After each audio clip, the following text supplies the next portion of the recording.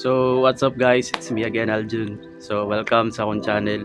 So, ngayon guys, so matagal-tagal rin ako hindi nakapag-upload ng vlog ko sa YouTube channel ko kasi hindi ko naisip na mag-upload sa vlog ko, and yun na nga. So, pagka September guys, 2023, naisipan ko magbalik sa school, mag grade 11. So I actually graduated 4th year high school. So kami yung last na nag-graduate ng old curriculum na 4th year high school guys. So kami yung last.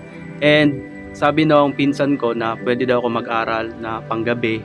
So yun na nga, meron akong mga nakakilala, meron din akong mga kaibigan na taga rito sa amin. So yun. So, first day ko is may pagka-feeling rin ako doon kasi may pa-English, yung ganon. Grabe yung English ko. Utak ng utak. Yun.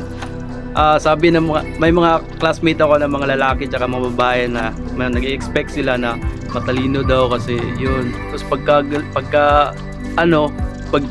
kasi may ranking doon sa amin 1 to 10. Tapos rank 8 lang ako. Tapos may nagsabi pa sa akin na lalaki, kala ko talaga napakatalino mo, Aljun, sabi niya sa akin. So in my mind, sabi ko, feeling ko lang feeling ko talaga lang yun, feeling ko talaga yun. Tapos ayun, may party kami, nagka-party kami, marami na akong kilala. So insert ko yung mga photos na mga pangyayari sa school. So yung kinuha ko na strands is HUMS, Humanity, Social and Science. So as a student, so yung sabi nila yung HUMS daw napakahirap na strands. So and I accept it na mahirap. Hindi naman siya talagang mahirap na mahirap. Basta pumasok ka lang ng pumasok para maintindihan mo yung mga subjects mo. And para sa akin, nahirapan talaga ako. Marami ring mga student na nag-cut or hindi na nila tinapos yung pag-aaral nila. So yun, pagka first, yung unang-una kong pasok sa school is mga 40 plus yata kami. Tapos pagka gitna-gitna na, naging na lang kami, mga 30 plus. Yun, napakaraming yung iba hindi na kaya, yung iba kasi na priority na nila yung mga trabaho nila kasi may mga working student rin tulad ko. So kaya ngayon guys, just wanna shout out may mga classmates. So i-insert ko yung mga photos namin dito guys. Insert ko dito. Tapos may nagka-crush pa ako sa mga classmates ko. Ingay guys, may background ng mga Skostakli na songs. And then about sa mga kaibigan ko dito sa mga homies ko. So grabe mga pangyayari nung 2023 guys, kasi grabe yung alak, inom kada Sabado, inom yung mga kaibigan ko. And I'm happy naman na nakakasalamuha ko sila, and I enjoy it. Then yung mga nabili ko is yung nakabili rin ako ng Converse, which is nagkakalaga ng 5.1. Napakaganda noon, run hike na Converse. Then bumili rin ako sa mga Shopee na mga Cetaphil yung sa mukha ko. And then bumili rin ako ng bagong case sa Shopee na unique, napaka-unique dito guys. Isang case ng motor dito sa AirPods ko.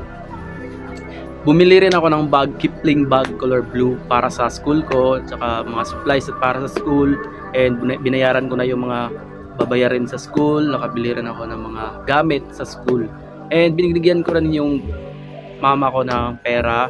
Then yun, yung mga handaan namin dito sa bahay, mostly may nagpahanda rin kami dito sa Pasko at saka sa New Year. And meron rin kaming mga picture ng parents ko, nanay ko dito. Insert ko rin dito para mas makita mo yung buong family namin. Guys, pagka December nga pala, December 27, i-flex ko lang yung tattoo ko guys. Ito. So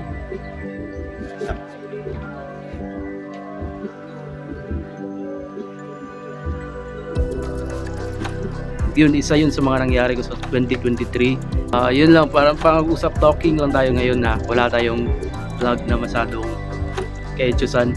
And hindi ako nakapag-record ng mga pangyayari sa buhay ko kasi hindi ko na kasi naisip na mag-vlog. So naisipan ko lang ngayon na mag-vlog kasi wala yung buong family ko. So ako lang natira dito sa bahay. And so kung pagpatuloy ang vlog na to, parang naiilang ako kasi mag-vlog kasi may mga tao dito na may dumadaan, gusto ko yung may sarili akong kwarto. So I manifest na sana magkakwarto ako, no, yung walang manggugulo sa pagba-vlog mo. So, gusto mo yung ikaw lang mag-isa.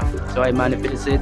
So nag-manifest rin ako ng iPhone 11 Pro Max nung bare months pa lang. So hindi siya natuloy kasi hindi ko pa naman talaga siya yung afford kasi napakamahal. Nagmahal kasi yung iPhone 11 nasa 35k. So hindi ko na lang siya tinuloy. So I manifest rin na sana pagka second sem namin sana makuha rin ako ng certificate or mga 90 plus yung average ko. Sana makuha. I manifest this month, Lord God. And guys, malapit na nga po pala yung birthday ko, January 7. So medyo malapit na tayo sa calendar. So mag 26 na ako this year, and napaka thankful ko sa God, sa family ko. So and also to myself, I'm so thankful kasi masaya ako eh. So yun, naging masaya ako sa buhay ko. Sana marami pang achievements, more patience, God, more blessings sa buhay ko. And yun lang. So that's it for this video, guys. Hope you like this video. Don't forget to like and subscribe to my YouTube channel, Jun's Vlog. So see you to my next vlog, guys. Bye.